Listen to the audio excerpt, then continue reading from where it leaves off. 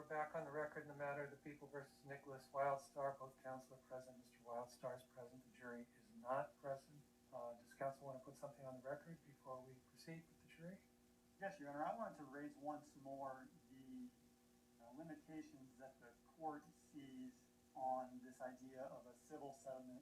I'll note that to date, the people have not seen documentation of a settlement. I'm still unclear about when that case started, when it ended, and I fear that we're potentially going to inject something into the trial that is vague. There hasn't even been a strong proffer that it exists, and it's going to be far more prejudicial than it is probative.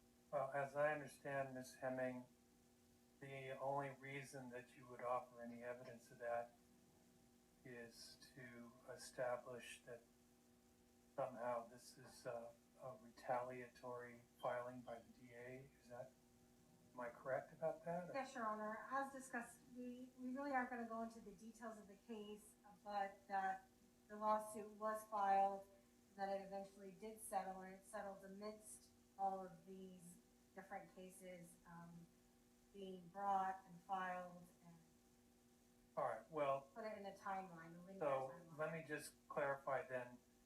Do you have any problem with limiting the testimony to the fact that there was a lawsuit and it was settled, and leaving it at that without going into any of the details of the lawsuit or the settlement agreement, since we don't actually have that? Yes, Your Honor. For sure, we're not going to talk about the details of the settlement agreement or what it settled for or what amount it settled for or anything like that. Okay, so I think with that limitation, the court is not going to exclude testimony regarding that if Mr. Wildstar decides to testify. And Mr. Cook, was there anything else that you wanted to bring up? Yes, Your Honor. I just imagine that he's going to testify to the timing of this civil suit, and I would object to any testimony regarding the timing of the suit or when it is, without receiving any sort of documentation from the defense that this suit ever existed or that it was going on during these cases. Well, you can cross-examine about that. So, if you feel that testimony is irrelevant, you can object, but I don't know how I can limit it any further than I already have, so we'll just leave it at that. Is there anything else?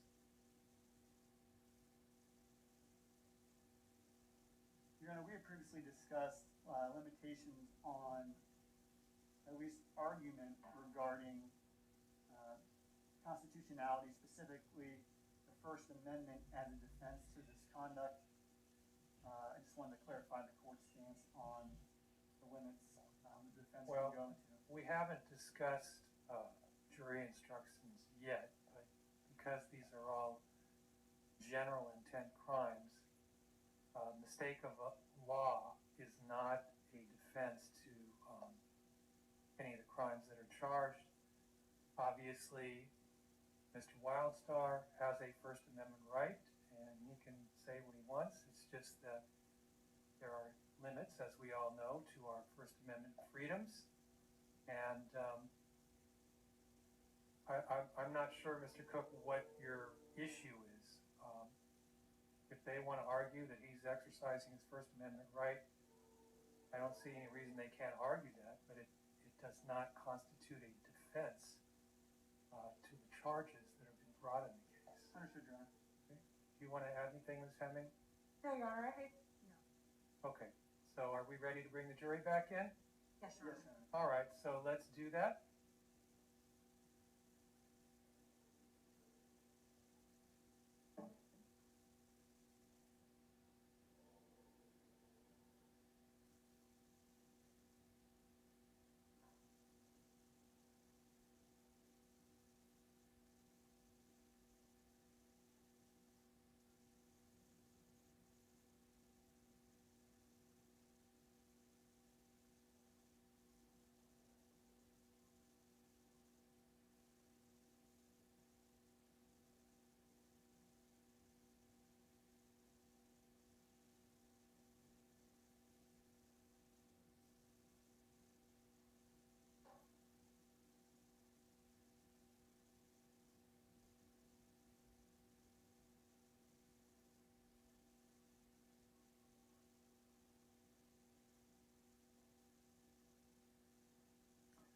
Back on the record in the matter of the people of the state of California versus Nickolas Wildstar. All of the jurors are present. Both counsel are present and Mr. Wildstar is present. And Ms. Hemming, you may call your next witness. Yes, Your Honor. The defense calls Mr. Wildstar. Okay.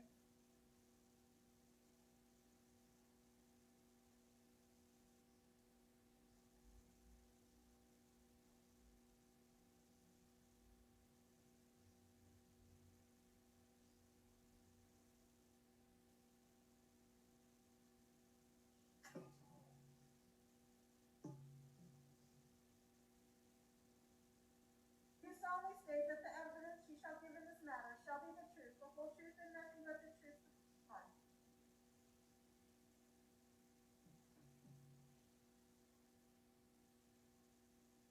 Nickolas Wildstar, Nickolas Wildstar. Right. Good afternoon, Mr. Wildstar. And as you've heard me say to other witnesses, just please listen to the questions that are being asked. Answer those questions. If you don't understand the question, you can say, I don't understand, or if you don't know, you can say, I don't know. And if one of the attorneys objects, just wait until I rule on the objection before you answer. Do you have any questions? No, sir. All right. Ms. Hemming, you may inquire. Mr. Wildstar, just a little bit of background information. Where do you live right now? Fresno, California. How long have you lived in Fresno? Almost 2 years now. My wife and I, we moved there back in June of 2019, and yeah, to start our family. So you have a family? Yes, I have a 17-month son, the first child with my wife, who today actually is our 9th anniversary. Thank you. Before you moved to Fresno, where did you live? We lived in Fullerton. And what do you do for a living? I am an independent digital marketer. This is now due to COVID, but before that I actually worked for a company. What kind of digital marketing does that entail? Just basically promoting businesses online. Our previous witness testified that he met you at a DUI checkpoint. Regularly go to DUI checkpoints? No, Overruled. Go ahead and answer. no, that was actually my first and only DUI checkpoint protest that I've attended. Did you record that? I did, yes. Overruled.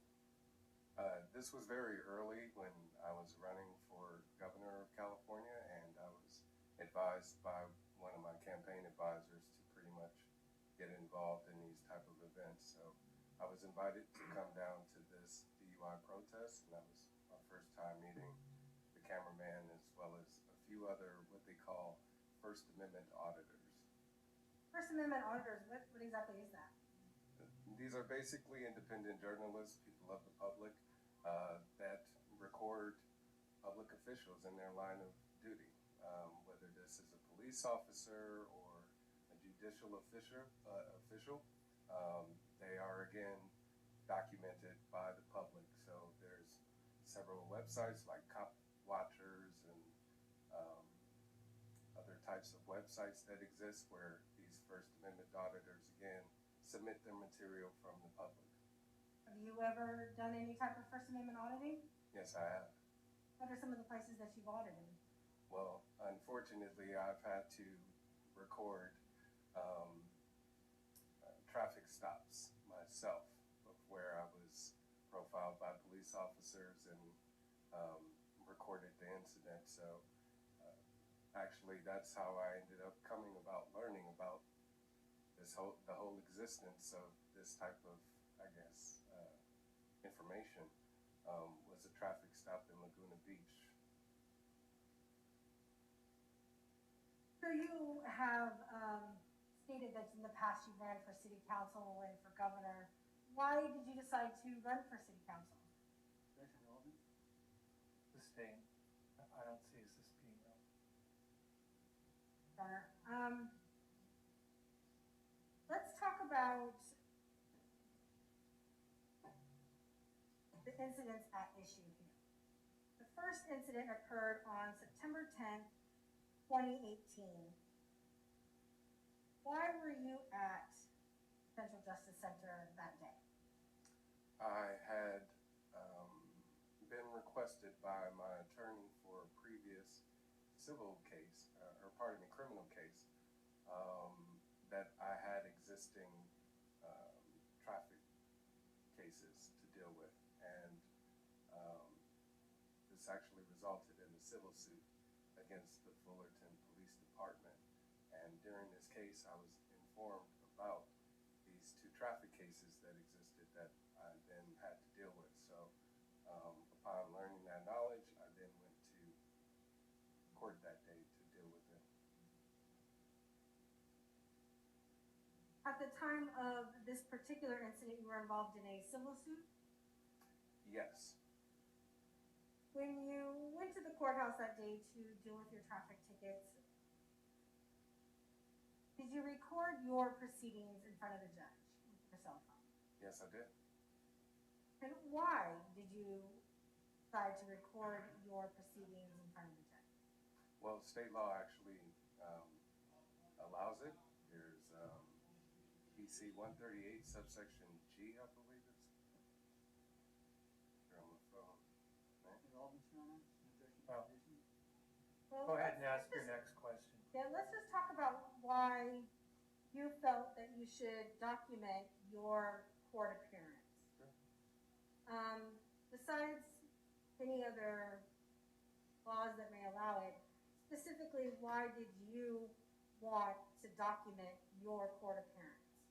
To preserve the integrity of the court, and of course make sure that that everything was happening on the record. Did you feel that maybe things were going to happen that you wanted to have your own record for? Objection to meeting. Overruled. No, I actually did not anticipate any type of confrontation, but knowing officers' history, especially here in Orange County, and how they approach First Amendment auditors, that the possibility of aggression by them did exist. So I knew that that was a possibility. When you say that you had an experience with the officers here in Orange County, is that in reference to the civil suit that you had with the officers here in Orange County? Yes, I was actually arrested while walking to work one Objection, day. Your Honor. Repeat. What's the question you just asked him? He had mentioned that he had an encounter with officers in Orange County before. That's why he wanted to record the incident. That was in relation to the civil suit that he All had. right, so you said yes, so next question. Yes, Your Honor. On that day that you went to Central Justice Center to clear up I apologize. a traffic ticket, was your traffic tickets dismissed that day? Yes. And the judge, did he order you to go to collections to pay a fine on your dismissed case? Yes, he did suggest that I go down to collections. And then after he suggested that you go to collections, you were escorted out of the courtroom, is that correct? Not by physical force, but I did have officers or deputies attend my exit of the building. But you left on your own accord? Correct. And in fact, you left the entire building altogether? Yes. Let's talk about the second incident that happened on September 20th, 2018, where you were at the North Justice Center in Fullerton regarding a traffic matter. Remember that day? Yes. And just to be clear, you were there on a traffic matter, right? Correct. And you record that proceeding? Yes, I did. Did you record any other proceedings that day? No. Was your purpose So you just documented your own proceeding. Yes, ma'am. And again, why did you feel that you needed to document that proceeding by recording it? Again, to preserve the integrity of the courtroom, since they actually do not have court recorders present in the courtroom during traffic citations. It's assumed that it's on the record. I wanted to, again, make sure that I was having my own personal record, which is protected by the First Amendment as well as the Sixth and Ninth Amendment. Thank you, Foundation, Your Honor. Overruled. Next question. On that day, did you record any other proceedings other than your own? No, ma'am. Were you representing yourself in that matter? Yes. Was the traffic ticket that you were there that day for, was it dismissed? Yes, it was. But again, you were ordered to go and pay fines at the clerk's office, right? Correct. Again, I was suggested by the judicial official to pay a fine On your dismissed traffic ticket. on a dismissed traffic ticket, correct. And during this encounter, was your civil suit that we discussed earlier, was it still active? Yes, it was.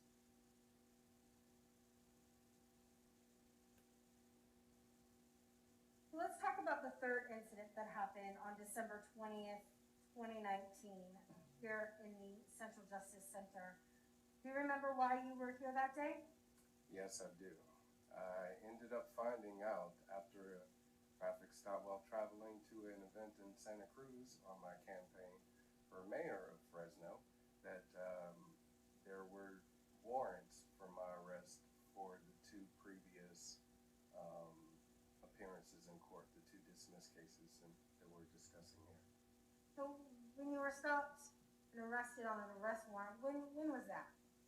That was in August of 2019. And were you transported to Orange County? No, I was actually taken to Santa Cruz jail and released a few hours later and told to appear in court in Fresno, or pardon me, in Orange County in December.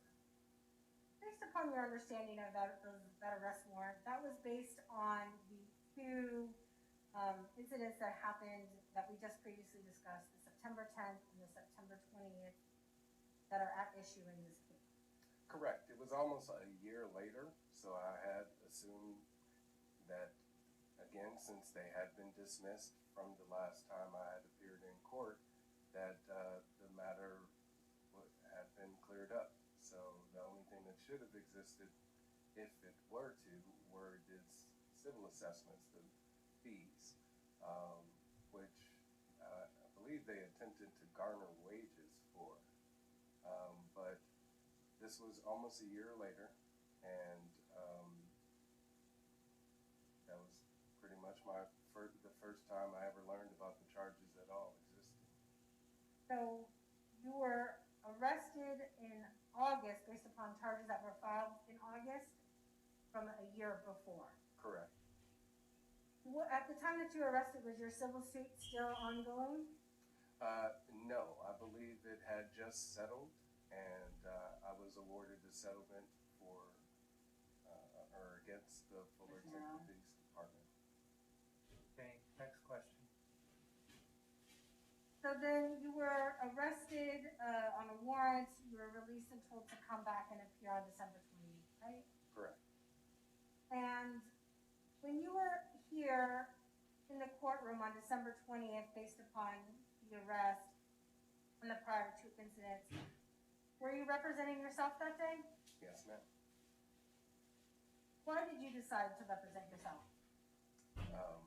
Well, because I wasn't offered the public defender, and I don't have the funds to obtain my own private attorney. So the day that you were in court on December, how did you feel about having to come and appear regarding those earlier two incidents? I was extremely upset, especially having to drive all the way from Fresno, which is, if you're lucky, 4 hours away from, Orange County. So I also had to bring my family with me, my wife and my young child at the time, who was a newborn. He was born in September, and the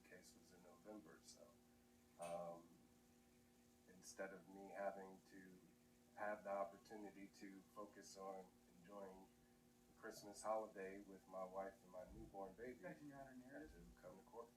Okay, next question. At that third appearance, you were taken into custody, am I right? Yes. And before you were taken into custody, did the judge issue a warning that you were going to be taken into custody? No, he did not. Did the judge request that you leave or else you would be taken into custody? No, he did not. Were you surprised if you were being taken into custody? I certainly was. And so you were taken into custody that day, and how long do you remember that you were in custody before you were released on that case? I was kept in jail through the Christmas holiday. Okay.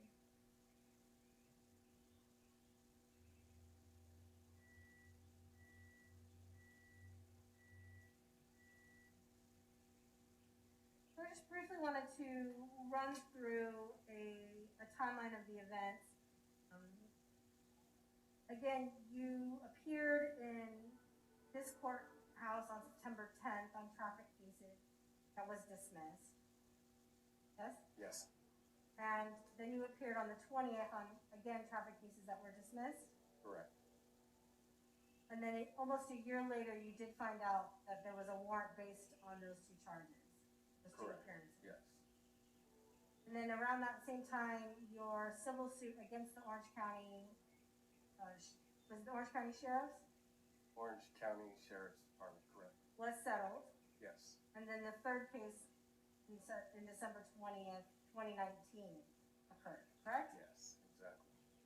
I have no further questions. Cross-examination. Thank you, Your Honor.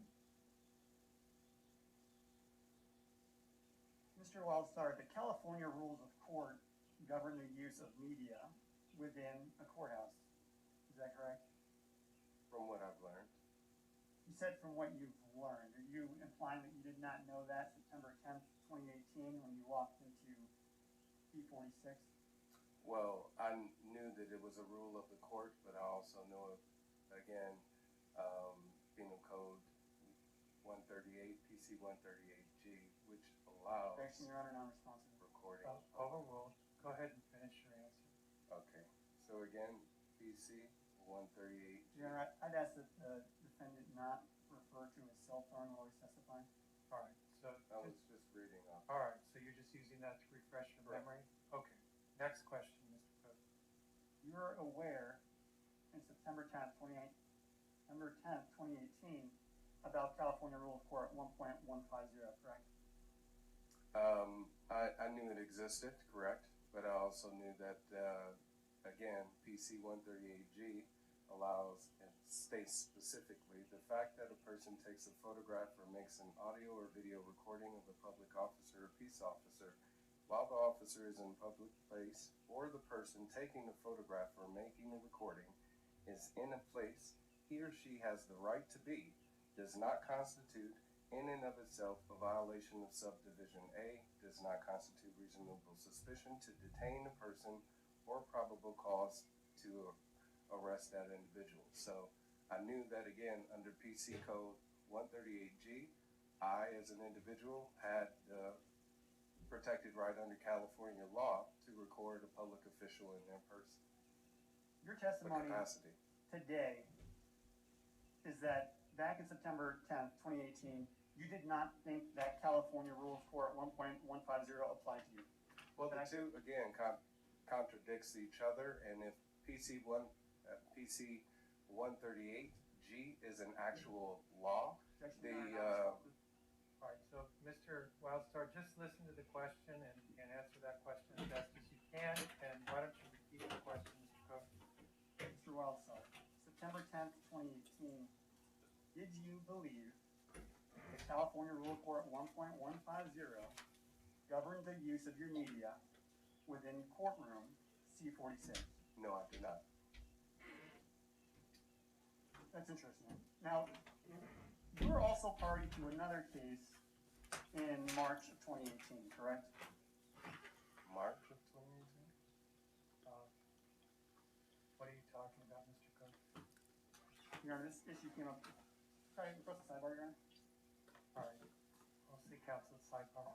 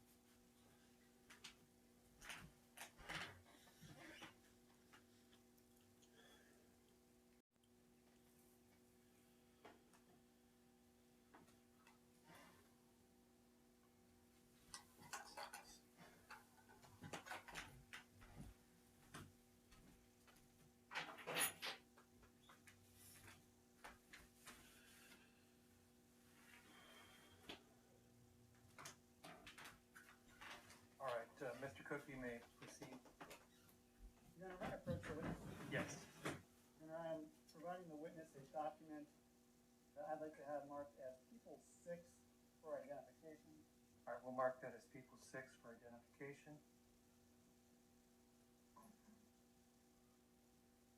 Officer, do you recognize that document? I do. Is that a document? Well, what is that document? It's an MC 500, which is a media request basically asking permission of the court to formally, if you are able to, if you would like to record. Do you recognize your signature on that page? Yes. Your Honor, retrieve the document. Yes, go ahead.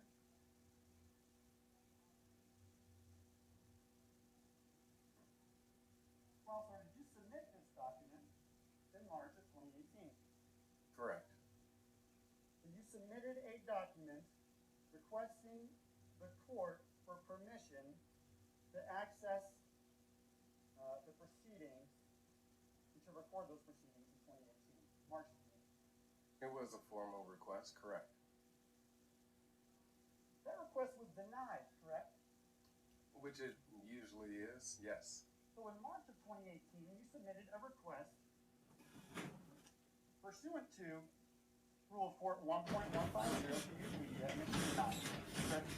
Yes, same thing happened here today for this court, but since it's being broadcast live on YouTube, it's unnecessary, or was deemed unnecessary. And then your testimony is still that a few months later, when you appeared in court, September 10th, 2018, you didn't think those rules applied anymore? No, sir. Again, a rule is not a law. The court does not have a rule, a law that says you cannot record in court. When again, PC 148 subsection G says you do. So that is the actual law saying I do have the right to record in court. And I chose to again exercise that right. Let's focus down on some of those rules and directives. September 10th, 2018, you walked into C46. Is that accurate? Okay. You walked into C46 on September 10th, 2018? If that is the number of the courtroom, then yes. It was a traffic court hearing, correct? Yes. And when you walked in, there was a commissioner on the bench, correct? A commissioner, correct. Commissioner Matthew Flynn, correct? Mr. Flynn, yes. Commissioner Matthew Flynn, correct? Yes. He is a judicial officer, correct? Correct. When you walked up to that podium, you had a cell phone in your hand, correct? Yes. Mr. Flynn, Commissioner Flynn, told you to put that phone down, correct?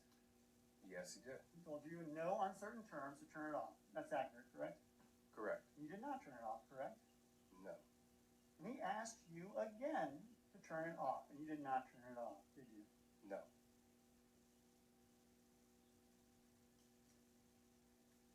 At no point that afternoon did you turn off your phone, did you? Not until I had left. Now, Commissioner Flynn assured you that those proceedings were going to be recorded. Isn't that correct? I've been assured that before in previous cases and have requested court records from the courts and never received them. Objection not responsive, Your Honor. Move to strike. The answer's stricken. If you want to ask the question again, I don't remember if he answered your question. Commissioner Flynn assured you the proceedings were going to be recorded. Is that correct? Yes.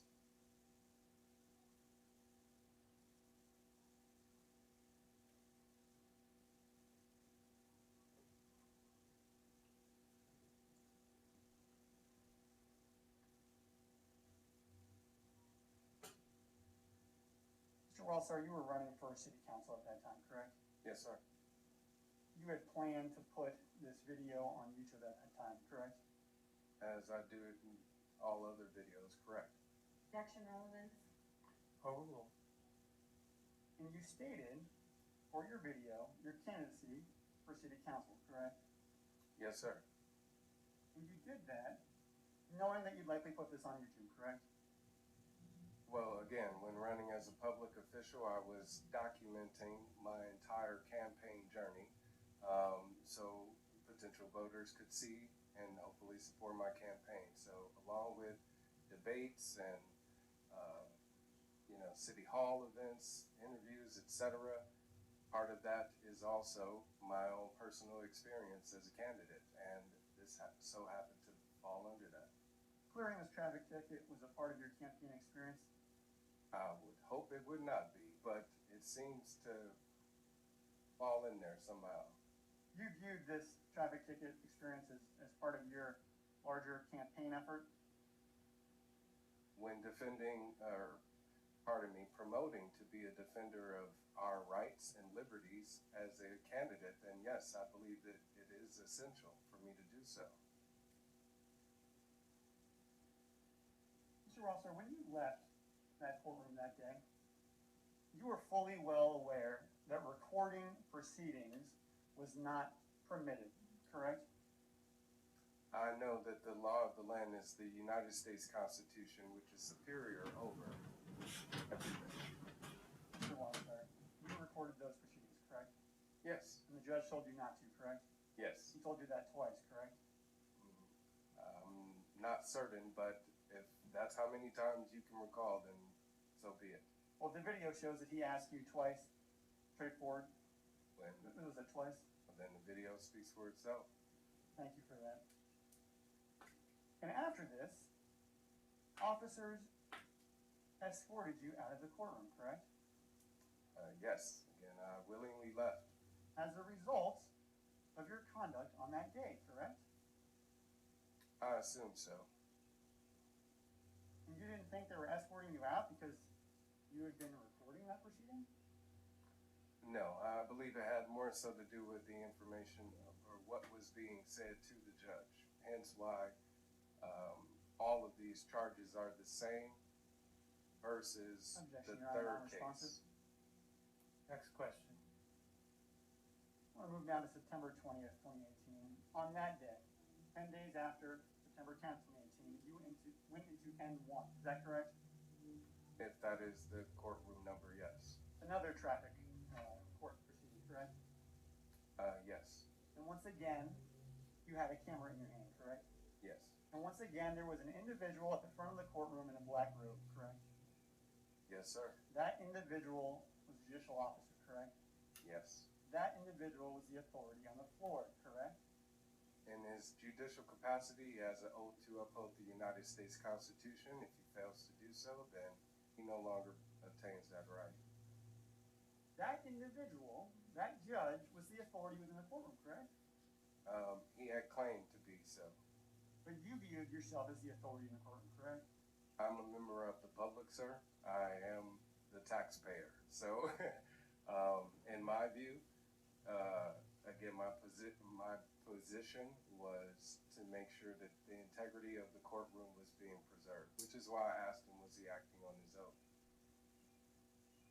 Your position at that time was to ensure the integrity of the courtroom was preserved. Is that your testimony today? Correct. Judicial officer asked you to stop recording, correct? Yes, he did. You did not stop recording, correct? No. You then asked that security officer to arrest the judge, correct? Yes, sir. I asked the bailiff to assist me in exercising a citizen's arrest against the judge, which I felt committed treason, which he has a duty to do so. You accused the court of treason, that's correct? Yes, sir. And after that officer refused to arrest that man, you invited the others to quote unquote have the people take over. Well, according to the laws of power, Well, why don't you rephrase your question, Mr. Cook? You ultimately told the crowd, we the people now have to take over. Is that correct? well, we hire bailiffs to do a job. If they don't do a job, then who holds them accountable? So it is up to we the people to do so. Since the bailiff had failed to act in his capacity as a law enforcer and failed to uphold a PC 839, which is again, any person making an arrest may orally summon as many persons as he deems necessary to aid him therein. So under PC 837, which I felt like was a violation of my civil rights, I then asked the bailiff to assist me in the citizen's arrest. Since he failed to do so, I then asked members of the public to assist me. You asked the bailiff to apply force to remove a sitting judge. Is that correct? Actually, Mr. Well, I would hope that wouldn't be necessary. I mean, he is a man with a gun, so he is already threatening in his person. That's correct. The bailiff had a weapon, did he not? Yes. Now, going through the metal detectors to get to court every day, you know that he is the only individual in that courtroom with a weapon, correct? Correct. And that's why you chose him to potentially take that judge and remove him, correct? Well, he's then chosen to, as an individual to arrest me. So since I am the taxpayer and he is the public servant, just as the judicial official is, and you, prosecutor, work for the taxpayer. So I know about the way the authority works when it comes to, again, the judicial capacity of this courtroom. And so because the judge wasn't upholding his oath, you were the authority on the floor, correct? We the people are, yes. And you being the leader of the people, correct?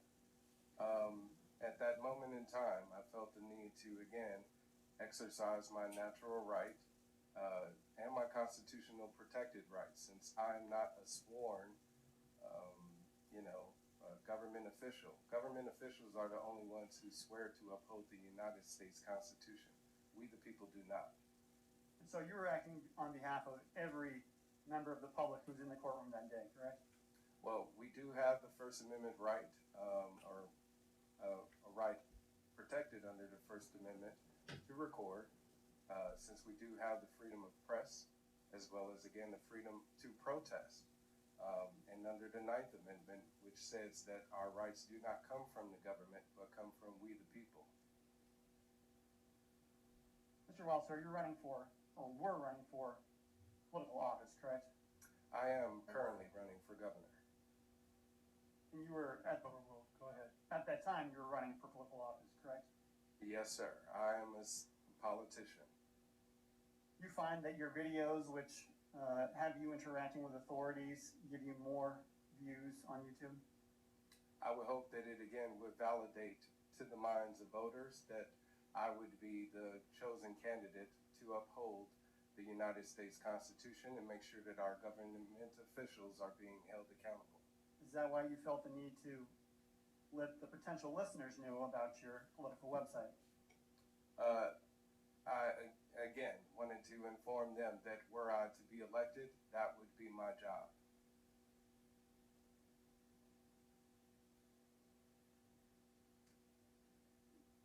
I have no further questions, Your Honor. Any redirect, Ms. Hemming? Yes, Your Honor.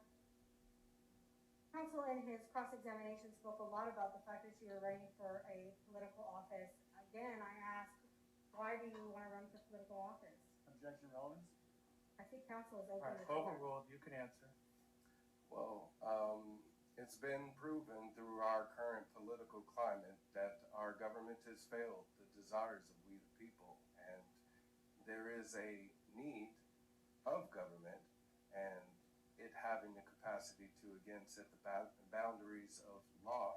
But if those same law enforcers are violating those laws, then what good is the law itself? That's what I saw in those court cases, not only in September, but in December when I was again pretty much held in contempt of court for saying the same things. I didn't video record that case, but I'm still being charged with the exact same thing.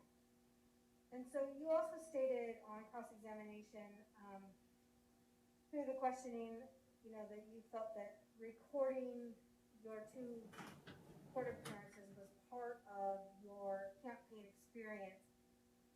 Can you explain a little bit more about why it was important for you as a candidate to record judicial proceedings? Absolutely, because we the people have a faith in our judicial system. We have faith in our criminal justice system, and a lot of people, as Samuel said, the cameraman, they have this misinterpretation that what they see on TV is exactly how it plays out in courtrooms across America. And I've come to find out through my own personal experiences that is absolutely not true. There is no court recorder in present, period. There isn't one here now. The only reason it's being, I guess, on the record is because it's being broadcast live on YouTube, and it took a pandemic of all things to get to that level. Thank you, Mr. Wildstar. I have no further questions. Anything else, Mr. Cook? No, Your Honor. This witness be excused? Yes, Your Honor. All right, thank you, Mr. Wildstar. You can resume your seat next to Ms. Hemming. Ms. Hemming, will there be any other witnesses or evidence for the defense? No, Your Honor. We have no further witnesses. All right, Mr. Cook, will there be any rebuttal testimony or evidence? I have a brief moment, Your Honor. All right, well, are you moving into evidence People's Exhibit number 6? Yes, Your Honor. Any objection? Ms. Yes, Your Honor. I have not actually had a chance to view it and All right, why don't you show it to her? those things.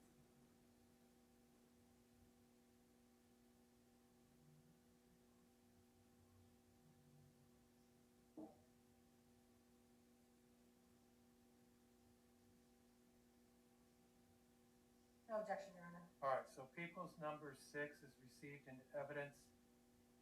Let me see counsel at sidebar, please.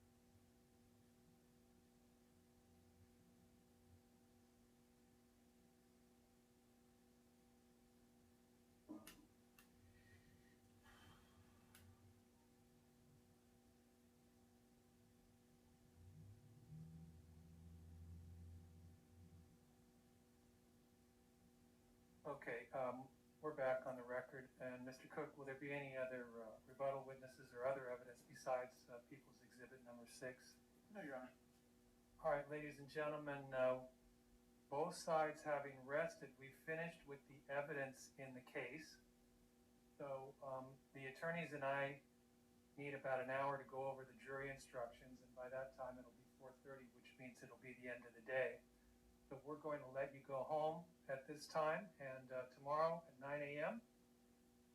We'll give you the instructions on the law that applies to this case. You'll hear the closing arguments from each of the attorneys, and then the case will be given to you to deliberate. So please remember, even though you've heard all the evidence in the case, not to talk about the case or about any of the people or any subject involved in it with anyone, including the other jurors.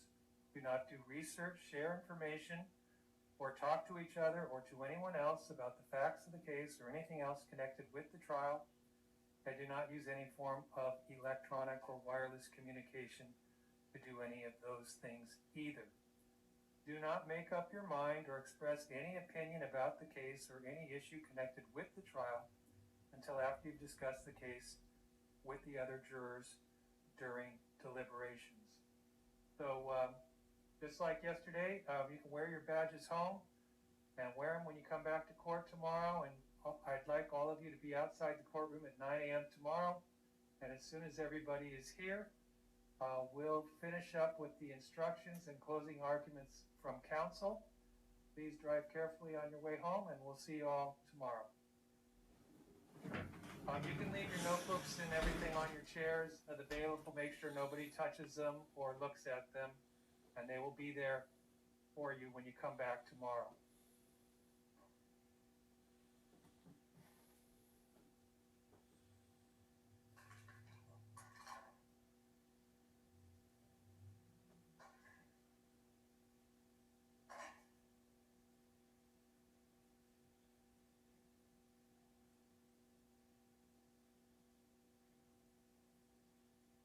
All right, the jurors have left the courtroom, and I've provided each counsel with a set of proposed jury instructions. We're going to take a 15-minute break so that counsel can review those, and then we'll come back and go through them. And if you have any other instructions that you would like to propose that the court give, you can let me know or let my clerk know within the next 15 minutes. And we'll go over those so we can have those ready when the jurors come back at 9 a.m. Wildstar doesn't have to be there for that, correct? Yes, Mr. Wildstar, if you want to leave, you can leave. You do have a right to be here, but you don't have to. So if you're ready to take off, you can let your attorney appear for you. But we will see you tomorrow at 9 o'clock. Thank you, sir. Thank you. Ms. Hemming, I understand you wanted to address some issues with the jury instructions. Yes, Your Honor. I just wanted to go back and revisit our jury instruction for Penal Code 166A3. Yes. So again, we have imposed into the jury instruction the caveat that unauthorized photography recording can be deemed an unlawful interference. However, I feel like this particular charge already defines what interrupting the court proceedings is, and that's by a breach of the peace, a noise, or other disturbance. Very specific in its language as to what the contempt is. It's a breach of the peace, noise, or other disturbance. And this particular phrasing about the recording of the courtroom, I don't think it's appropriate to superimpose that into that law or that requirement that it satisfies this requirement as an interrupting the proceedings when the law defines what interrupting the proceedings are in this specific code of 166. So it says under the code, the person is guilty of contempt for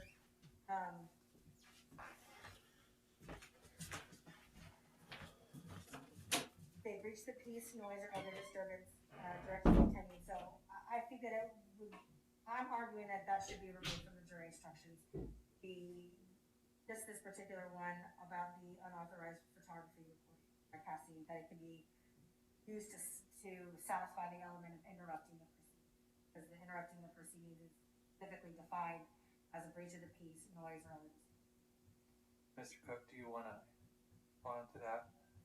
Yes, Your Honor, I think the jury instruction as it's currently constructed is an accurate statement of the law. The paragraph defining unauthorized photography as a unlawful interference comes directly from the rules of court. And it's going to be up to the fact finder to determine whether or not that alone satisfies one or two. But the mere fact that it could go to that element or it could go to the second element is ultimately going to go to the fact finder. But it is an accurate statement of law.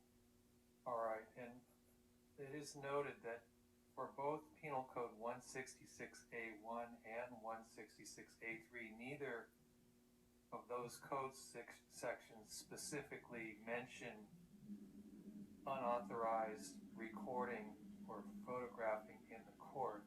However, based on the evidence that was presented at the trial, at least for counts 1 through 4, one of the alleged acts that could be found to be a violation of either 166A1 or 166A3 was recording or using your phone in the courtroom in violation of court rules. So that's why the court has included that particular statement in both of those instructions. It's not to suggest that that is in fact necessary for the jury to find that the defendant is guilty of either of those charges. The jury could find that there was nothing wrong with him recording and still find that some of the other things that he said or did while he was in court were sufficient to violate one or both of those statutes. So I think it's necessary, given what the evidence was in the case, to include that statement just so the jury understands that if you're going to be recording in the courtroom, you need to have permission from the court. And that language that's included in both of those instructions is taken directly from Rule of Court 1.150. So as Mr. Cook did say, it is an accurate statement of what the law is. So the request to have that stricken from the instruction for 166A3, I think is denied, and I'll leave it the way it is. Was there anything else, Ms. Hemming? That's all, Your Honor. All right, so we'll get the instructions then. I will read the instructions before counsel gives their closing arguments, and once we have copies here for all of the jurors, we'll bring them in. So we'll be in recess until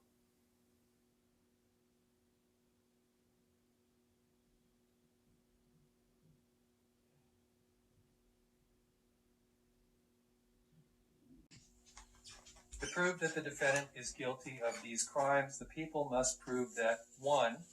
The defendant willfully acted in a disorderly, contemptuous, or insolent manner. 2. The defendant acted during the sitting of a court of justice in the immediate view and presence of the court. And 3. The defendant's actions directly tended to interrupt the court's proceedings or impair the respect due to the court's authority. Someone commits an act willfully when he or she does it willingly or on purpose.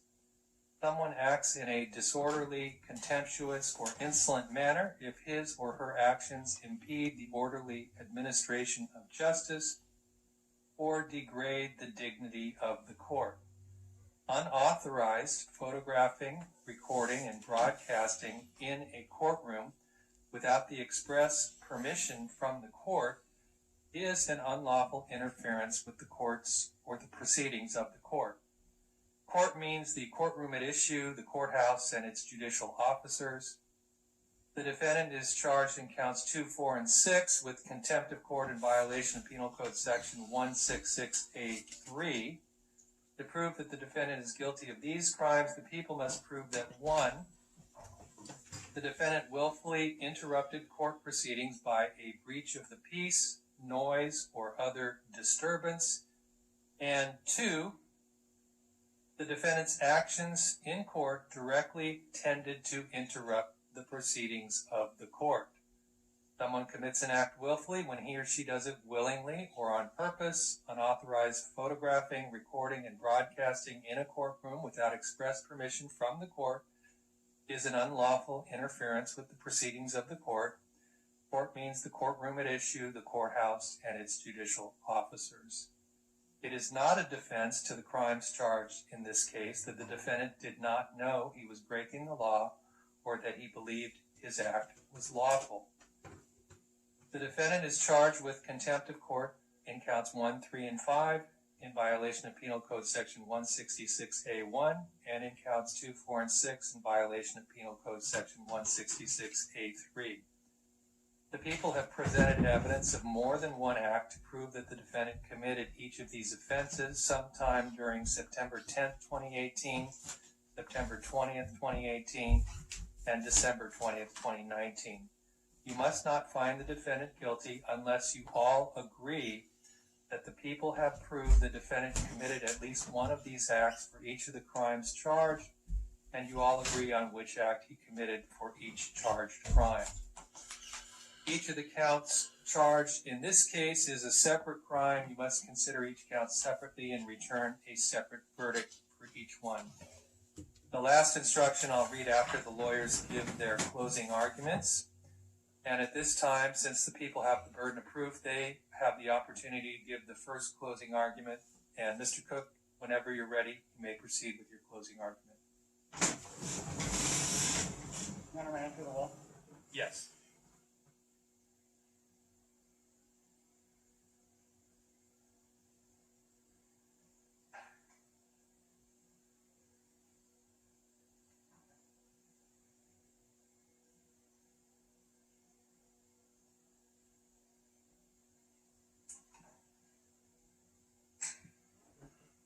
Good morning, ladies and gentlemen.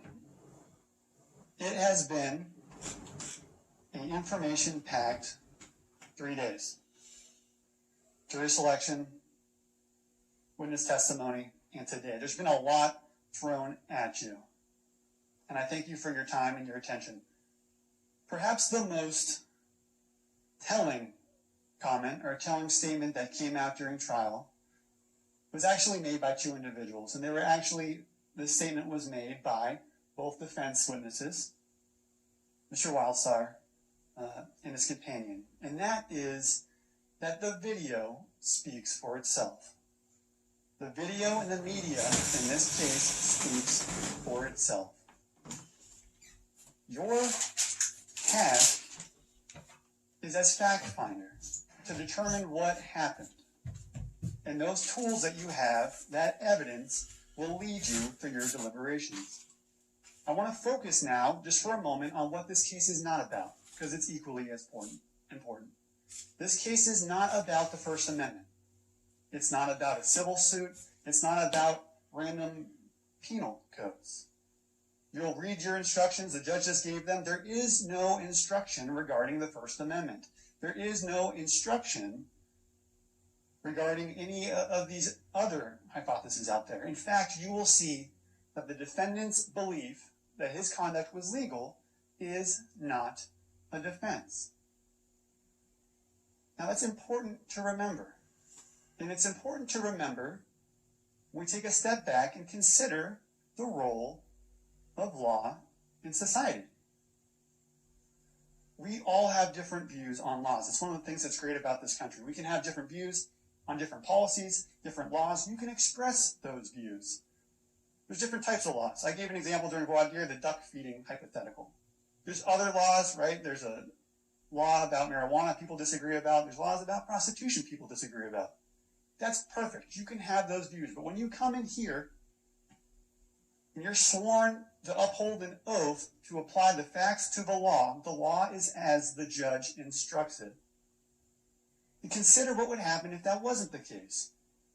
You'd have potentially a situation where someone can believe what they want to believe, have their own values, and decide that they're going to live those values, act however they want, and because they honestly believe their conduct is legal, they couldn't be held responsible. there would be no law. An individual who believed that they had a right to drunk drive could get behind the wheel of a car and do what they want. An individual who believed they had absolute property rights, honestly believed it, could commit a robbery. That's not what we have, ladies and gentlemen. It's understandable if you're sitting there thinking, I honestly believe Mr. Wildstar thought what he was doing was legal. I recognize that he's doing something for society. I recognize that he has beliefs about the First Amendment. Everyone's human. You can have that thought, but the issue is you must have faith that if this case gets to sentencing, those factors will be considered by a judge, that they have no role in your deliberation of the facts of this case. Mr. Wildstar has a right to have the facts of his case heard to determine what happened beyond a reasonable doubt. That information is contained in the media that you have. That information speaks for itself. I'm going to slowly go through some of the jury instructions just to touch on them, explain them again, and hit some of the law. There are 6 charges, 2 separate codes, 166A1 and 166A3. They each apply to each date of violation, September 10th, September 20th, and December 20th of 2019. Each one of those is a separate crime. They each deserve your careful deliberation. You're going to have a verdict form for each one of those crimes.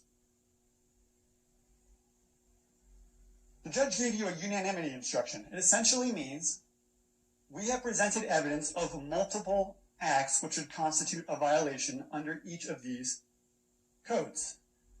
You all, to find the defendant guilty, must agree on at least one of them. You don't have to agree on all of them. So whether that's recording or threatening to overthrow a judge or interrupting the court proceeding, you don't all have to agree that all of those happen. You just have to agree on one of them for each element. Counts 1, 3, and 5, contempt of court in the presence of court. There are 3 elements here. The first is the defendant willfully acted in a disorderly, contemptuous, and insolent manner. The second, the defendant acted during the sitting of a court of justice in the immediate view and presence of the court. And the third, the defendant's actions tended to interrupt the court's proceedings or impair the respect due to the court's authority. Number 2 really is not at issue in this case. There's really no dispute that these incidents happened in the presence of a court. They were in a courtroom, they were in front of judicial officers. I'm not going to spend much time talking about that element, but we are going to break down some of these other elements. What does it mean when an act is done willfully? There is no requirement that Mr. Wildstar intended to break a law. There's no requirement that he intended to cause a disturbance. The requirement is that he intended to do the underlying act, that he intended to record, that he intended to make the statements that he did, that he intended to proceed in the way that he did, not that he intended to disrupt the proceedings at all. It's a general intent crime. Element 1 includes the language disorderly, contemptuous, and insolent manner. Well, what does that mean? It means any behavior or actions that impede the orderly administration of justice or degrade the dignity of the court. Court isn't just the physical building. It's not just the courthouse. It also includes the judicial officers. By law, any unauthorized photographing, recording, and broadcasting in a courtroom without the express permission of the court is an unlawful interference with the proceedings.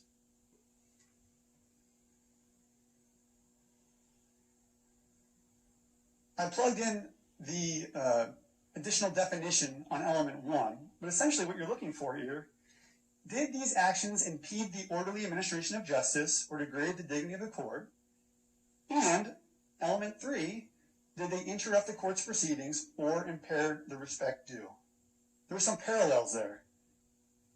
There's the impeding the orderly administration of justice, interrupting the court's proceedings, and then there's the element of degrading the dignity of the court or impairing the respect due to the court's authority. Those are things to look for as we go through the evidence. Counts 2, 4, and 6 is a separate violation. The defendant willfully interrupted court proceedings by a breach of the peace, noise, or a disturbance, and his actions in court directly tended to interrupt the proceedings of the court. Once again, so for both of these codes, an unauthorized recording in a courtroom without the express permission of the court is by law an unlawful interference with the proceeding. Okay, let's start talking through some of the evidence. September 10th, 2018, what do you know without a fact? Mr. Wildstar walked within C46 and he pulled out a camera and started recording. He told you he did not get express permission from a court to do that.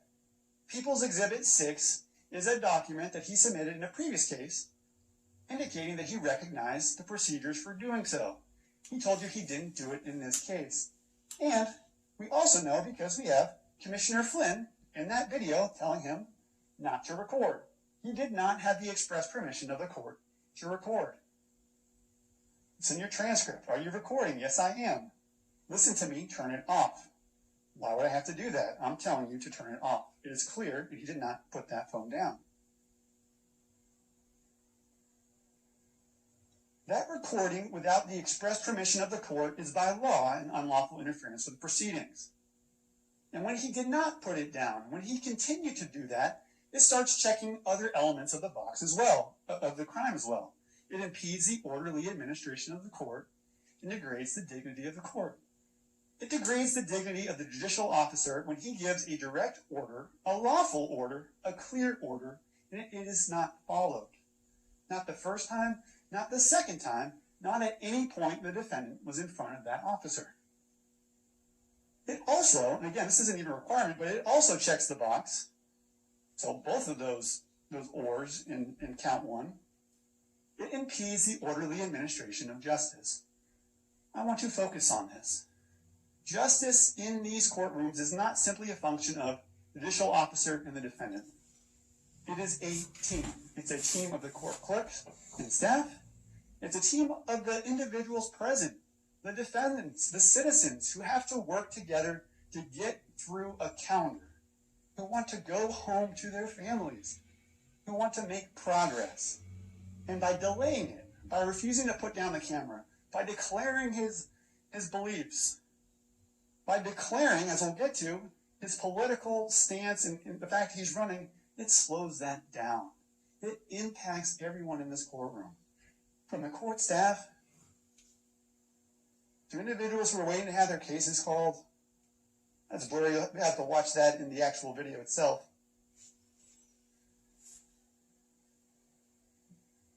That is one act that satisfies this code on this day. The other is Mr. Wildstar using this forum for publicity, for politics. Now, by all means, it is noble to run for office. I'm not a media person. It seems like it is an effective tool. Nothing should take away from the desire to serve, the desire to get your name out there. It's real. I understand if people support that and they see that as valid. The issue is this is not the place for that. This is not a political theater. And the impact of this, as we'll get to later, people come to these courtrooms from all over the county. Some of them have warrants, some of them are victims, some of them want to clear a traffic citation. They all want to get in, they all want to get out.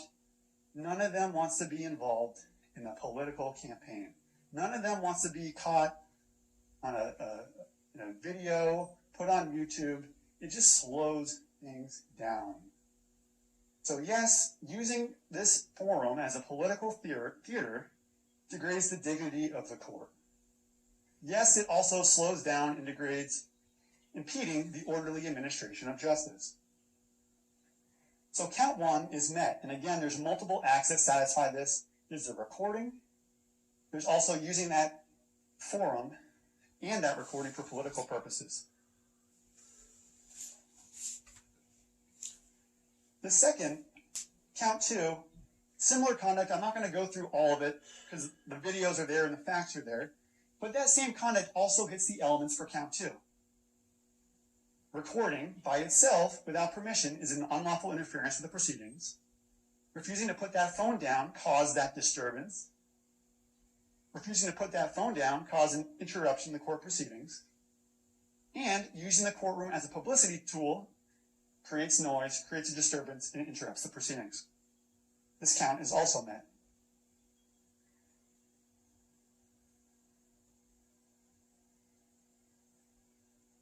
September 20th, 2018. A lot of this conduct is similar, right?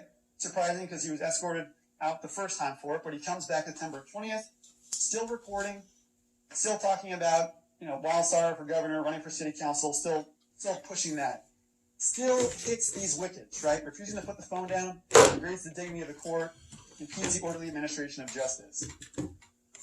Just to pause here for a moment, because this is where you actually see it in concrete terms. Again, it's not just a judge. The judge is going to be there, all day. He's going to be fine. It's everybody who comes into court to have a case called, to represent somebody else, to sit there. It slows it down. It just grinds it to a halt. That is the implication of coming and making a spectacle of everything and slowing it down. These are the individuals who aren't pleased to be there for a political ad.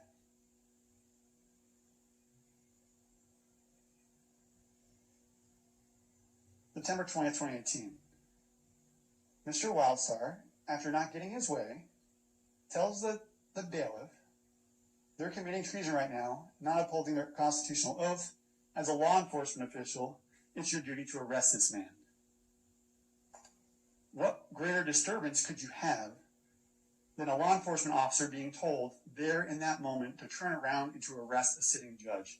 What greater harm to the dignity and the authority of that judge? I'd like to take a pause here.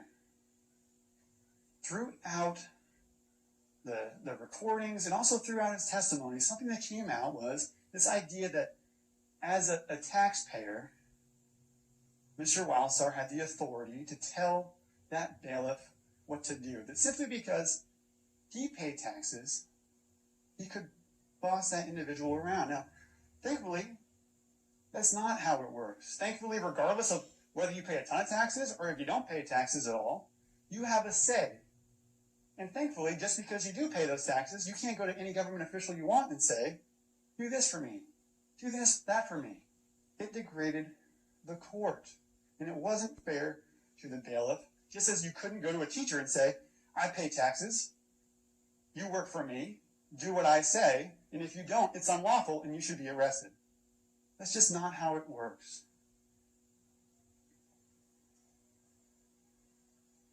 So again, count 3, contempt in the presence of court.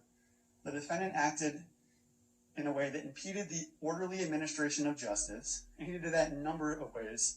By recording, refusing to put the camera down, by using that recording for political purposes, political theater, by asking the bailiff to arrest the judge, and then when that doesn't happen, by turning around and saying, people, we need to take over.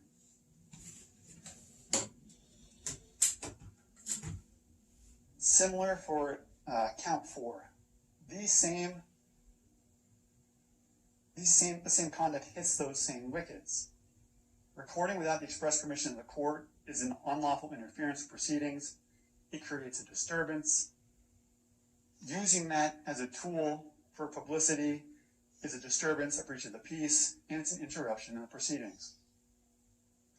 I will let the evidence speak for itself on these as well, but these elements are all hit in multiple ways. December 20th, 2019. Mr. Wildstar goes into C-54, and we know on that day, because Officer Strong testified, there are others present there, waiting to be arraigned. When Mr. Wildstar walks up, he interrupts the proceedings, degrades the dignity of the court, says things like, when the judge asks, do you want to plead guilty or not guilty, he interrupts him. I'm not going to plead to anybody. I'm going to tell you what I want. Since I'm a taxpayer and I pay your damn bills, all of you are my public servants. Listen to the recordings. There's a number of statements. There's a number of times Mr. Wildstar interrupts the judge. Each one of those is sufficient to prove these offenses. His conduct degraded the dignity of the court, that judicial officer. It also interrupted the court's proceedings. When that judge can't go through the arraignment proceeding, when he can't talk without being interrupted, without being spoken over, it just hurts others there who are waiting to have their cases called. That's the true impact on these proceedings.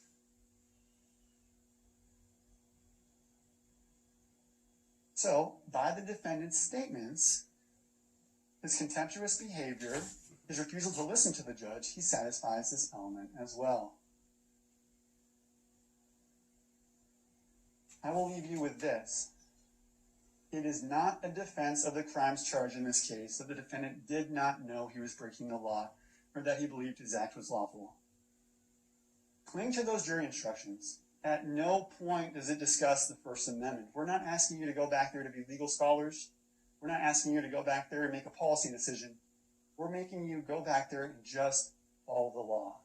It's an awesome responsibility to be jurors. The facts are in front of you. Those recordings in the media will pave the way. That will tell you what happened that day. Merely apply the facts to the law, and these elements have been met. Thank you. All right, thank you, Mr. Cook. Ladies and gentlemen, we'll take morning recess so we can switch out the technology, take a 15-minute break. Please remember not to talk about the case or about any of the people or any subject involved in it with anyone, including the other jurors. Do not do research, share information. Here to listen to the evidence and to be an important part of the judicial process.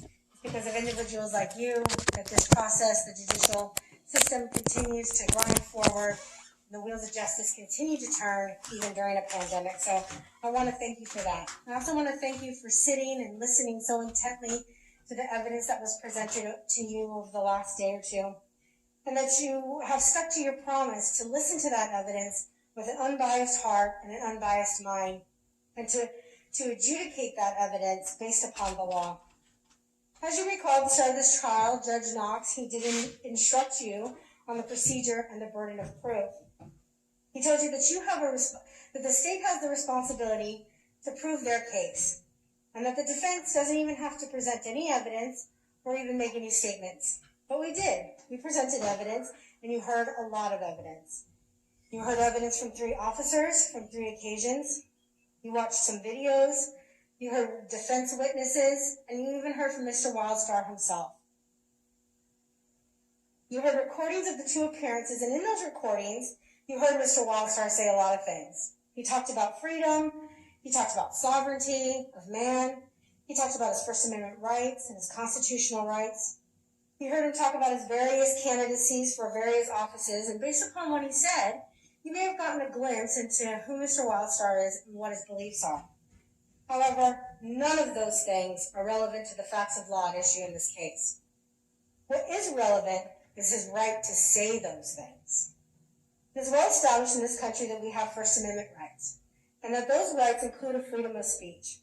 And freedom of speech generally means that we cannot be punished for the things that we say. This, of course, is limited by some exceptions. For instance, you can't threaten a person with harm. But in this case, we heard several witnesses say that Mr. Wildstar didn't threaten anybody. He wasn't verbally threatening or verbally abusive. In fact, the evidence shows that on all 3 occasions in question, Mr. Wildstar was using his words to express his political beliefs.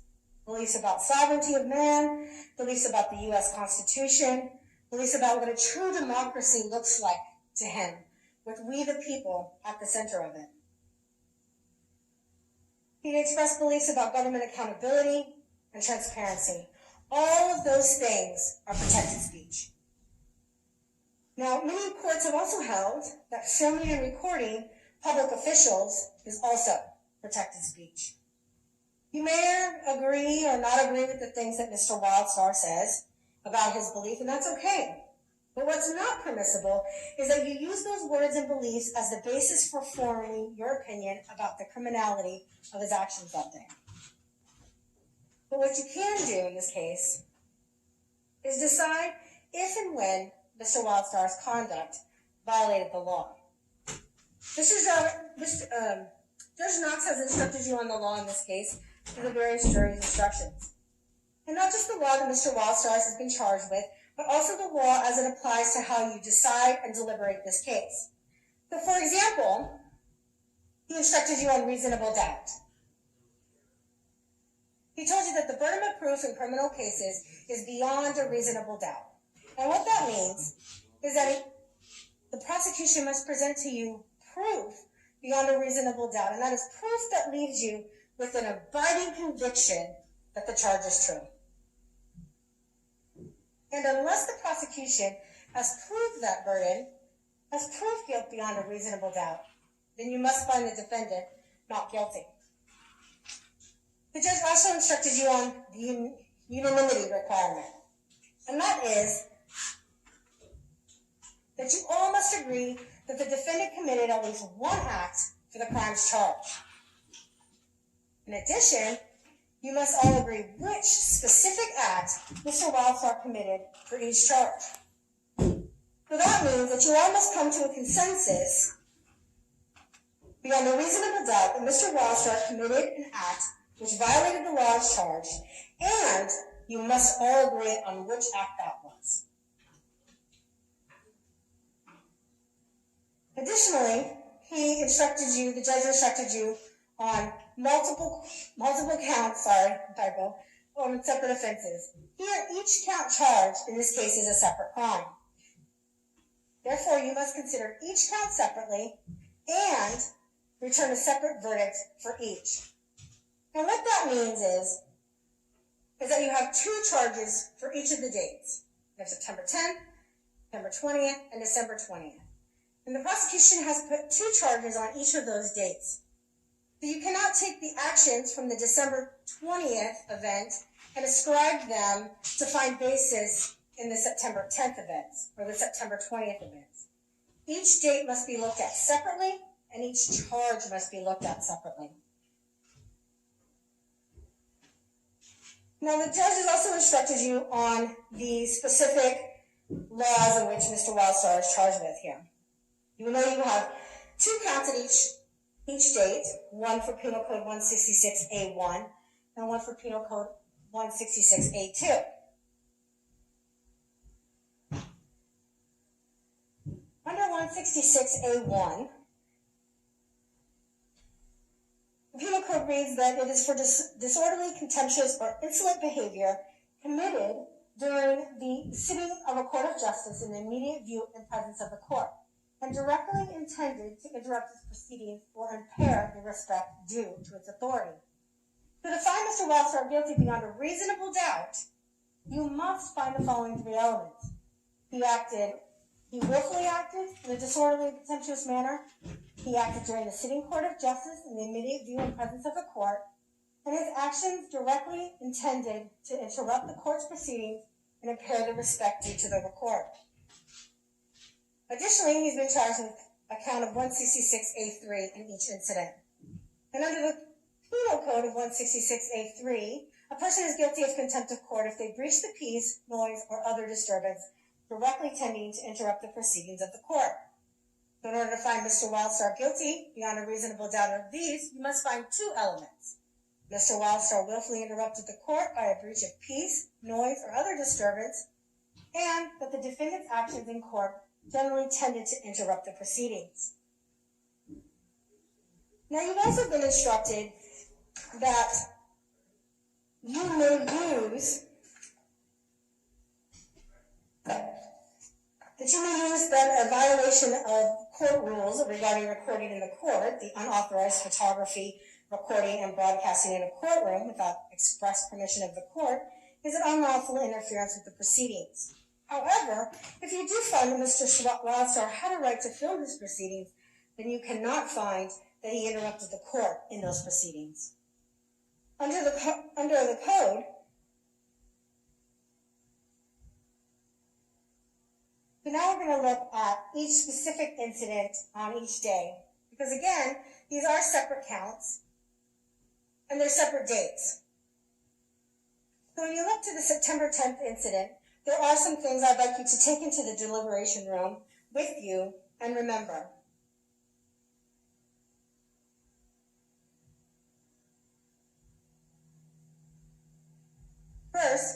that Mr. Wildstar only addressed the court and spoke to the court out loud and only recorded the court during his own proceedings. You heard evidence that he did not record or speak during any other proceedings, that he didn't interrupt the court before or after his case was called. As a matter of fact, multiple witnesses told you that. And that he was only recording his own proceedings, which it was well within his rights to do. Now, the prosecution would like to say that this was some kind of campaign act, that he was recording these proceedings so that he can use it as a political theater for his campaigns. But that's simply not true, because the evidence shows you that he was there representing himself on his own matters. The first two incidents were traffic court tickets in which Mr. Wildstar was representing himself. At all times, Mr. Wildstar was addressing the court as his own representation. So I ask you, how can you interrupt the proceedings if the proceeding is your own? When Mr. Wildstar was asked to leave, he did so. The evidence showed that he was really only before the court for a total of maybe 5 minutes. And then when he was asked to leave, and he did so, and then he was not arrested that day. And if, on this count, the basis for you deciding that he interrupted the court proceedings because he was filming or recording, then I ask you, why not was Officer Chu deemed to have interrupted those court proceedings? Did he not use his cell phone that day to photograph a proceeding? It was entered into evidence as Exhibit 1. Why was it okay for Officer Chu to violate the court rules and not be standing before you in contempt of court charges, but Mr. Wildstar was not able to record his own proceedings? Is that not the same violation of the same law? So then we look to the September 20th incident. Again, you have a separate incident with two separate charges that you must decide. You must evaluate whether or not Mr. Wildstar's conduct on that day and unanimously decide beyond a reasonable doubt if his conduct rose to the level of criminality. Again, you must unanimously decide what specific act Mr. Wildstar committed on that day. Again, there's some evidence that I'd like you to remember that you heard. Again, Mr. Wildstar only addressed the court, spoke to the court aloud, and only recorded in the court during his own proceedings. Again, it was not a political ad, as you've been led to believe, but simply Mr. Wildstar representing himself in his own traffic matter. At all times, Mr. Wildstar was addressing the court as his own representation. When he was asked to leave, he did so. And again, this matter only lasted 5 minutes. It was not a long, drawn-out event that kept court staff from getting home to their families. He was only there for 5 minutes, he stated his piece, he got both of his cases dismissed, and he left. Again, Mr. Wildstar was not arrested that day.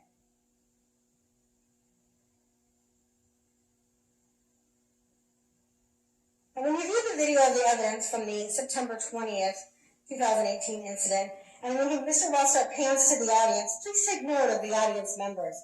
In fact, you see a waiting attorney sitting right there, and he has a smile on his face. He doesn't seem that he is interrupted, disrupted, or that he's feeling like his time is being wasted as he sees a pro per defendant vehemently and passionately advocate for himself.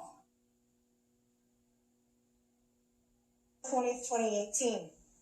Again, you're asked to evaluate that day and the two separate charges.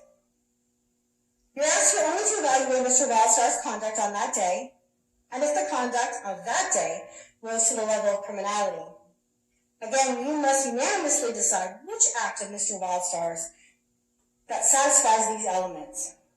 When deciding this particular day and incident, it is important to remember the evidence. Again, Mr. Wildstar only addressed the court out loud during his own proceedings.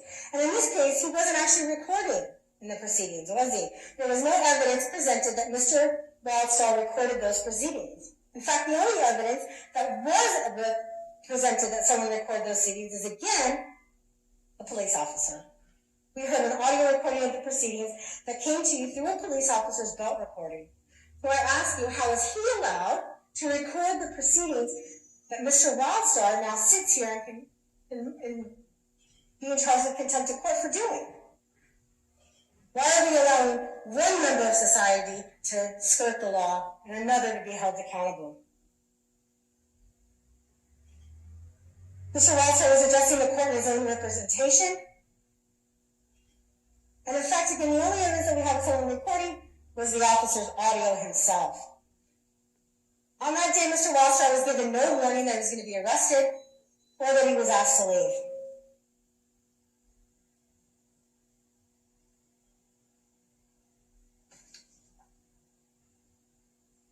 There's a few takeaways I'd like to have you take back into the deliberation room with you. As we talked about in the beginning of this trial, this is not a simple case as a defendant feeding the ducks after 6 p.m. when the sign clearly says, don't feed the ducks after 6. It's a nuanced case which you are asked to evaluate the conduct of Mr. Wildstar as it pertains to each incident and each charge. And when you go into the deliberation room, I want you to remember your burden of proof. It's beyond a reasonable doubt. I also want you to remember to consider each charge separate and each incident separate. I want you to consider what the evidence does show. It shows that Mr. Wildstar was nonviolent. In fact, we had several witnesses testify that he did not threaten anyone, that his hands were not clenched in fist, and quite a few of our witnesses testified that he had a smile on his face. Mr. Wildstar was representing himself, and he was advocating for himself and his rights. We also heard evidence from our state witness, the third officer that testified on the December 20th incident, that oftentimes his witness not only probed her representation, but also advocates, lawyers, passionately advocate their cases. And that's all Mr. Wildstar was doing that day. At all times when he was speaking to the court, he was speaking as his own legal representation, and he was passionately advocating for his position and his thoughts and his beliefs about his cases. Mr. Wildstar was expressing himself and his constitutional rights. Additionally, I want you to remember, because we heard evidence of a conflicting law. Now, the prosecution in his closing told you that by law, unauthorized photography and recording and brandishing in a courtroom is without permission. Well, he told you that this isn't a penal code. This is a rule of court. But what is a penal code is the one that Mr. Wildstar read to you. Here in California, we have Penal Code 148G. And that was a law.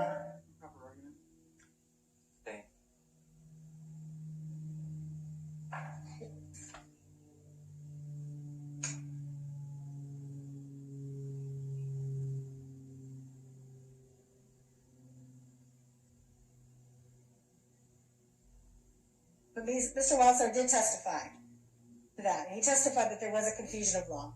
Objection, Your Honor. Mr. Wildstar. Overruled. Go ahead, continue, Ms. Henry. Mr. Wildstar is a husband, a father, a taxpayer, and a contributing member of society. And as you know, he's even ran for office. He believes in the law, and he believes in law and order and standing up for the principles that he believes in.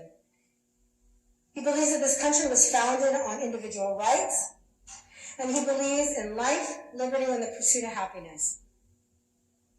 I also want you to remember that other individuals were seen recording and photographing in the courtrooms that day, but only Mr. Wildstar was arrested and charged. And he wasn't charged on those days. He wasn't arrested on those days. He was charged almost a year later. And I also want you to remember what the evidence doesn't show. It doesn't show that he acted in a disorderly or contemptuous manner, that he breached the peace, or that on the third occasion, he was even recording his own proceedings. And that means that when you evaluate the evidence on the third occasion, you cannot take into consideration that he was recording. You must find, beyond a reasonable doubt, unanimously, some other form of conduct that violated the law. Which is why I want you to remember that unanimity requirement. You're being asked to unanimously decide which acts, if any, rose beyond civil discourse and into criminality. And finally, if you cannot find beyond a reasonable doubt that Mr. Wildstar's acts rose to that level, you must find him not guilty. Thank you. Thank you, Ms. Hemming. Mr. Cook, do you want to give a rebuttal argument? Yes, Your Honor. All right, you may proceed. Thank you for the law, Your Honor. Yes.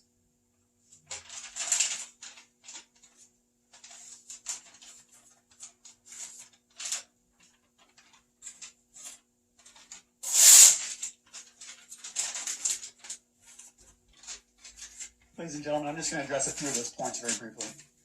Beware of the red herrings. Beware of these sideshow distractions that take you away from the facts of this case and the law as the judge has instructed you. This is the law, this packet of instructions. No other theories or arguments are relevant in your deliberations. I challenge you to read through these instructions and try and find where it talks about some sort of a First Amendment exception, some sort of an exception that if Mr. Wildstar thought he was representing himself, he could record. There is none. The law is clear, ladies and gentlemen. Unauthorized photography, recording, and broadcasting in a courtroom without express permission from the court is an unlawful interference with the proceedings of the court.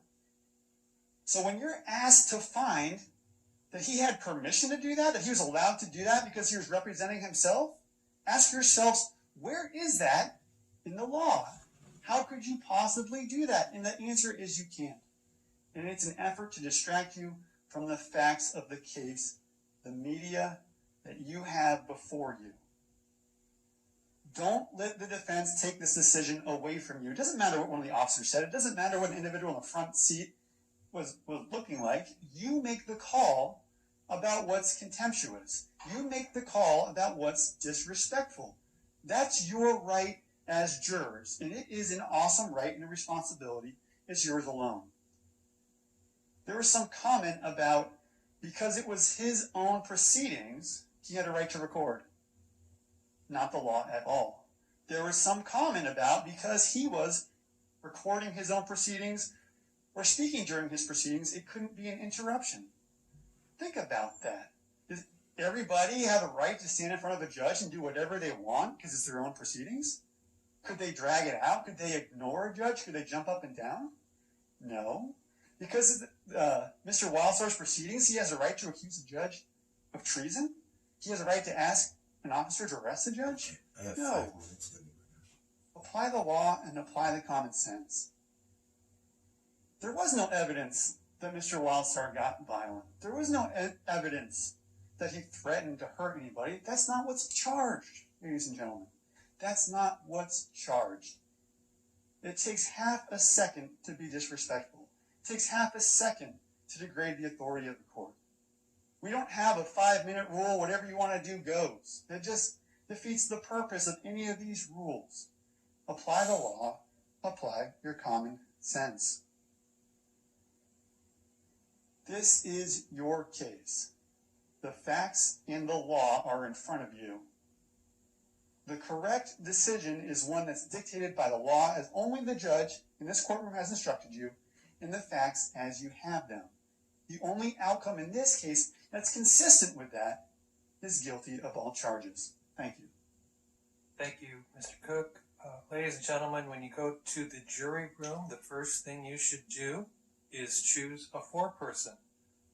The foreperson should see to it that your discussions are carried on in an organized way and that everyone has a fair chance to be heard. It is your duty to talk with one another and to deliberate in the jury room. You should try to agree on a verdict if you can. Each of you must decide the case for yourself, but only after you've discussed the evidence with the other jurors.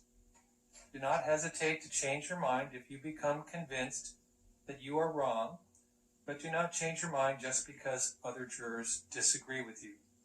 Keep an open mind and openly exchange your thoughts and ideas about this case. Stating your opinions too strongly at the beginning or immediately announcing how you plan to vote may interfere with an open discussion. Please treat one another courteously. Your role is to be an impartial judge of the facts, not to act as an advocate for one side or the other.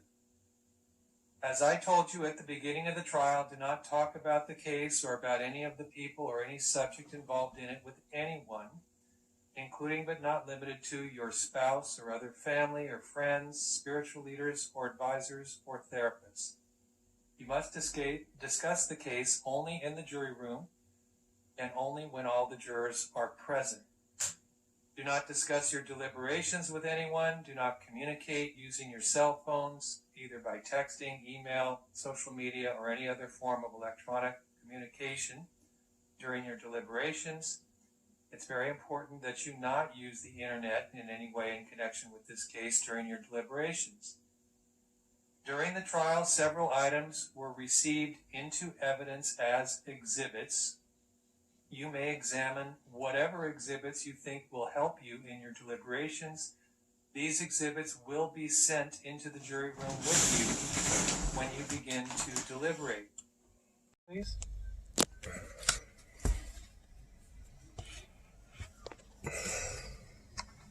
Thank you.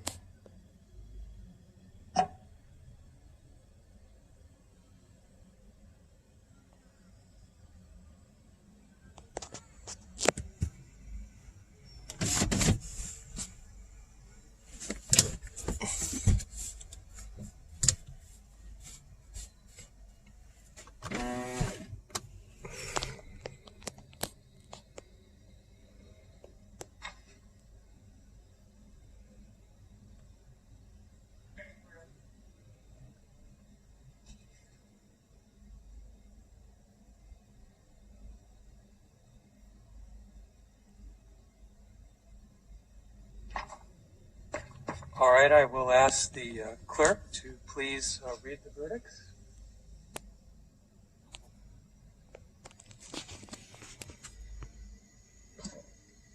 Superior Court of California, County of Orange, Central Justice Center, the people of the state of California plaintiff versus Nickolas Wildstar, defendant, case number 19CF06747.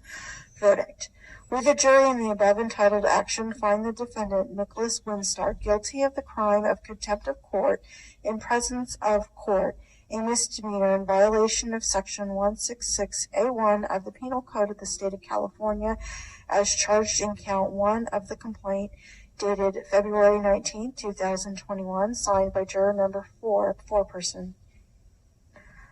Verdict. We, the jury, in the above titled action, find the defendant, Nickolas Wildstar, guilty of the crime of creating a disturbance and interrupting court proceedings, a misdemeanor in violation of Section 166A3 of the Penal Code of the State of California, as charged in Count 2 of the complaint, dated February 19, 2021, signed by juror number 4, foreperson.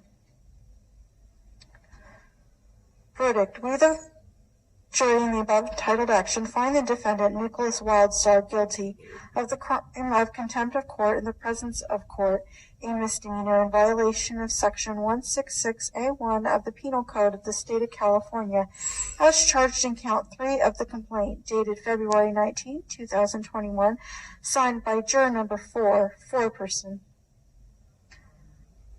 Verdict. We, the jury, in the above entitled action, find the defendant, Nickolas Wildstar, guilty of the crime of creating a disturbance and interrupting court proceedings, a misdemeanor in violation of Section 166A3 of the Penal Code of the State of California, as charged in Count 4 of the complaint, dated February 19, 2021, signed by juror number 4, foreperson.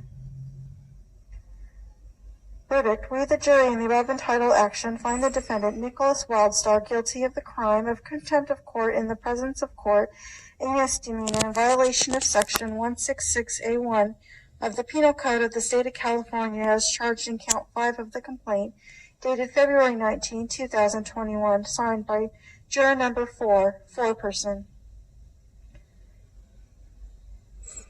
Verdict. We, the jury, in the above entitled action, find the defendant, Nickolas Wildstar, guilty of the crime of creating a disturbance and interrupting court proceedings, a misdemeanor in violation of 166A3 of the Penal Code of the State of California, as charged in count 6 of the complaint, dated February 19, 2021, signed by juror number 4, foreperson. Ladies and gentlemen of the jury, are these your verdicts? All right, does either counsel wish to have the jury further polled regarding the verdicts? Not from the people, Your Honor. No, Your Honor. Then I'll ask the clerk to record the verdicts. And ladies and gentlemen, you now have completed your jury service in this case. And on behalf of all the judges of the court and everyone here, please accept my thanks for your time and your effort. Now that the case is over, you may choose whether or not to discuss the case and your deliberations with anyone. I do want to tell you about some rules the law puts in place for your convenience and protection. The lawyers in this case, the defendant, or their representatives may now talk to you about the case, including your deliberations or verdict. Those discussions must occur at a reasonable time and place and with your consent. Please tell me immediately if anyone unreasonably contacts you without your consent. Anyone who violates these rules is violating a court order and may be fined. I am ordering that the court's record of personal juror identifying information, including names, addresses, and telephone numbers, be sealed until further order of this court. If in the future the court is asked to decide whether this information will be released, notice will be sent to any juror whose information is involved. You may oppose the release of this information and ask that any hearing on the release be closed to the public. The court will decide whether and under what conditions any information may be disclosed. Again, thank all of you for your service, and you are now excused. Have a good weekend and drive safely on your way home. You can just leave your notebooks and the bailiff will take care of them.